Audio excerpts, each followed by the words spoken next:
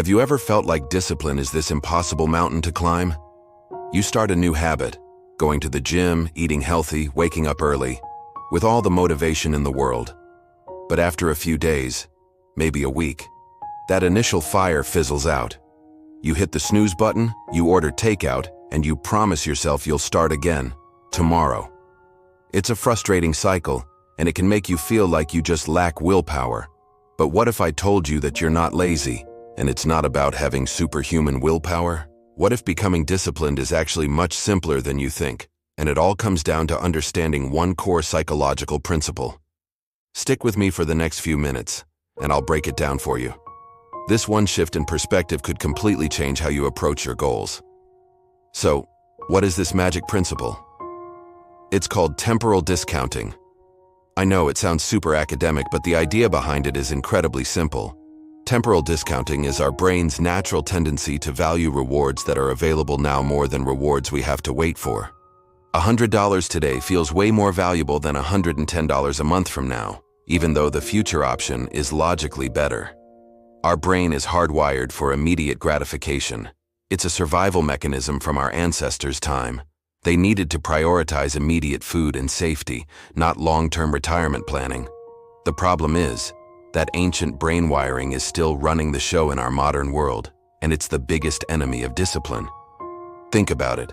The pleasure of sleeping in for an extra 30 minutes is immediate. The benefit of waking up early to work on your long-term project?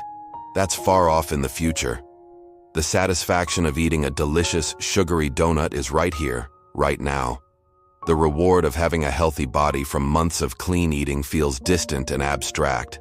Every time you choose between an easy, immediate pleasure and a difficult long-term goal, your brain is fighting a battle. The now, you wants the donut, while the future, you wants the six-pack.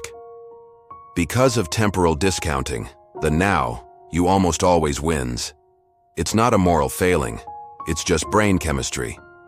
So, the secret to discipline isn't about fighting your brain harder, it's about working with it. So, how do we outsmart our own brains?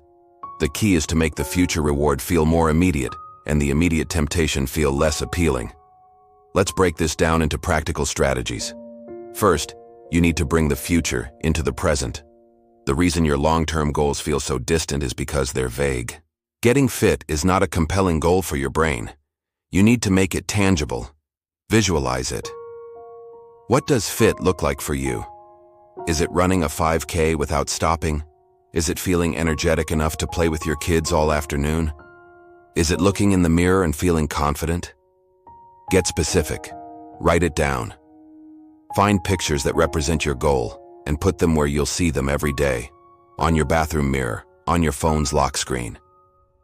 By making the future outcome sensory and emotional, you're giving your brain a taste of that future reward, right now. This makes the future feel closer and more valuable. The second strategy is to attach an immediate reward to the difficult habit. Remember, your brain loves instant gratification, so give it some. This is not about bribing yourself with junk food after a workout. That would be counterproductive. It's about finding a healthy, immediate positive feeling associated with the good habit. For example, instead of focusing on the pain of the workout, focus on the amazing feeling of accomplishment you get the second you finish. That little dopamine hit is an immediate reward. You could also try habit stacking, a concept from James Clear's book Atomic Habits. This is where you pair the habit you need to do with a habit you want to do. For example, after I finish my 30-minute workout, I get to listen to my favorite podcast. Or, after I meditate for 10 minutes, I get to enjoy a delicious cup of herbal tea. You're giving your brain a clear, immediate win for doing the hard thing. This short-circuits the temporal discounting and makes the disciplined choice the more appealing one in the moment. Now let's flip the script and talk about the other side of the equation, making the bad habits less attractive. The reason you scroll on your phone for an hour instead of reading a book is because scrolling is easy and instantly rewarding. Reading takes more effort. To beat this, you need to introduce friction. Make the bad habit harder to do. If you waste too much time on social media, delete the apps from your phone. Make it so you have to log in through a web browser each time. That extra step, that little bit of friction, is often enough to make you pause and think, do I really want to do this? If you snack on junk food at night, don't keep it in the house. Make it so you'd have to physically go to the store to get it. By increasing the effort required for the bad habit, you're delaying its gratification. Suddenly, the lazy, immediate choice is to just not do it.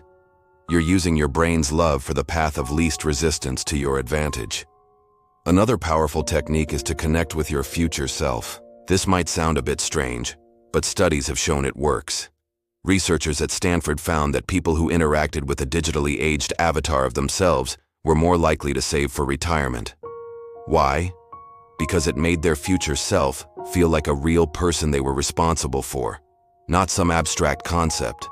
You can do this without fancy technology. Take a few minutes to write a letter from your future self, the one who has achieved your goals. Have them thank your present self for the hard work and discipline. Describe how their life is better because of the choices you're making today. Read this letter whenever you feel your motivation slipping. This exercise builds empathy for your future self, making you more willing to make small sacrifices now for their well-being. You're no longer just choosing between a donut and a workout. You're choosing whether to help or hurt a real person that you care about, the future you.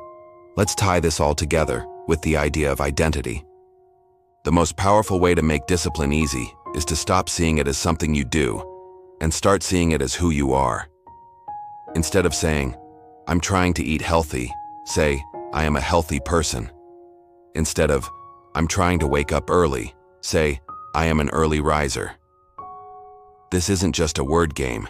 It's a fundamental shift in self-perception. When you adopt an identity, your brain actively seeks to act in alignment with that identity to avoid cognitive dissonance. A healthy person naturally makes healthy choices because that's just what they do. It's not a struggle.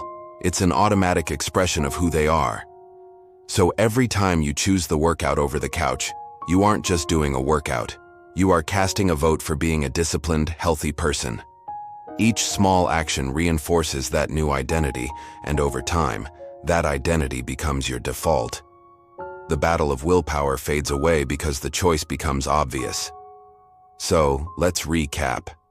Discipline isn't about being a superhero with unlimited willpower. It's about understanding your brain's natural pull towards immediate gratification, a principle called temporal discounting. You can work with this, not against it.